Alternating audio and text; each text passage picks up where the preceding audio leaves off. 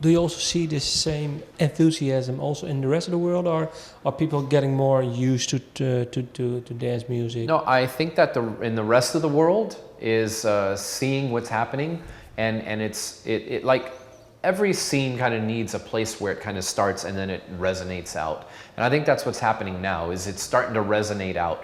I think this summer is going to be the year that it just like what's happening in the United States is also going to happen in the rest of the world. That's my opinion. You can already see it when I'm playing around the world. These new kids are coming in, younger kids are coming in with this kind of exciting outlook. So I think that we'll start seeing it in the rest of the world, in Europe coming up now. I think that what's happened is that a lot of the dance artists have focused all of their energies on the United States. And now, as it starts spreading, that focus will now start shifting to the rest of the world. I think this summer is going to be a very big summer for the festivals and for the dance scene in the rest of the world, because like I said, now is the time where it's going to start spreading. But is it also spreading because of more pop influences? Because oh, yeah. You have David Guetta, you have Afrojack, having yeah, big absolutely. It'll spread because of that, but at the same time, you know, one of the things that I've found with this new generation is they love everything. They love dubstep and they love trance. They will go and you see people coming from the Skrillex stage coming to the trance stage afterwards, and then they'll go to the progressive house stage. I mean, they love everything. They just very excited. They just love electronic dance music, electronic music in general.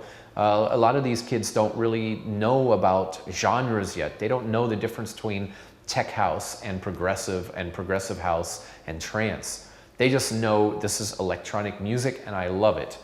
Is it for you? Do you see the people getting younger, or is it just the same age, but is it just coming new people into it, or is it also getting younger? Well, a little bit of both. I think that what we're seeing now is a lot of the people that we used to see in the pit, in the front row, are now you start seeing them around in the VIP sections, and then the pit, the front row, is like new kids. And then obviously, you always have your few hardcore fans in the front row as well. But what I'm seeing is that the VIP section has a lot of familiar faces now that used to be in the pit. So I think that's what's kind of happened is like the pit from the older people in the pit have kind of like moved over into the VIP sections, and then new kids are all full of energy and in the pit. And how do you DJs stay fresh and new? Because like you were saying, well, hip hop has dominated for 20 years, maybe, I think from the early 90s, yeah. Big global success. How do you stay fresh? You the people who make the music. I think that you know what, it's about this is. I think this is where passion really comes in. You know, obviously you're going to see a lot of people coming into the scene right now who are in it for the wrong reasons, maybe just for the money. If you look at 1999 and you look at the artists that are still here from 1999, there's longevity, and you achieve longevity through passion and a genuine care for the scene. Now these new people that are coming in will know in 10 years who's still around, who is legit, who was really in it for the scene, and who came and went. There'll be some of maybe the big guys who will be gone in 3 years because, you know, they don't have that true passion for the scene. But that being said, you know, listen, when I first started, I was doing pop remixes. I was playing music that, you know, all kinds of music, trying to just, you know, do what it was to please the crowd. And not until I kind of moved to London and focused on who I was as an artist and what was inside of me, that's when my career really blew up. Now, you know, and I was close to being burnt out. I mean, I was burnt out before that point. So maybe, you know, and this is why I don't want to say anything, because maybe some of these artists who are not in it for the right reasons right now will suddenly be like, hey, you know what? This is not what I wanted to do when I started producing or I started DJing, and maybe they will find what it really is that's in their heart and in their soul and start to follow that. and then 10 years from now, you know, they're still around because they've, you know, kind of went more with their heart. So, you know, I think you know, we'll see in 10 years who's still around. But right now, there's a big changeover in the scene. There's new people coming in. Some of the old school is kind of adapting and being inspired. I don't want to say that the old people, old school, are, you know, changing their sound. I think that, you know, this new energetic, you know, era that we're in right now is inspiring some of the people that have been around for quite a while.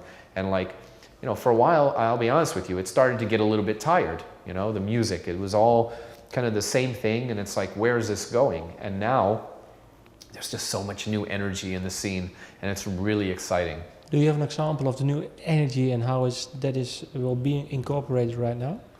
I think with the tracks, the melodies, you know, the thing is, you know, people like the norm right now is like 128 to 130 beats per minute, kind of like, you know, slow enough to where the bass lines can really breathe, but the melody is still on top of it. And if you sped it up to 135 and 140, like the old stuff from 1999, you know, it probably would fit right in with all the stuff from 1999. But I think it's just that whole, you know, more of a soulful groove and bass lines that breathe a little bit more, that just kind of like get back to the rawness of what's really special about this music.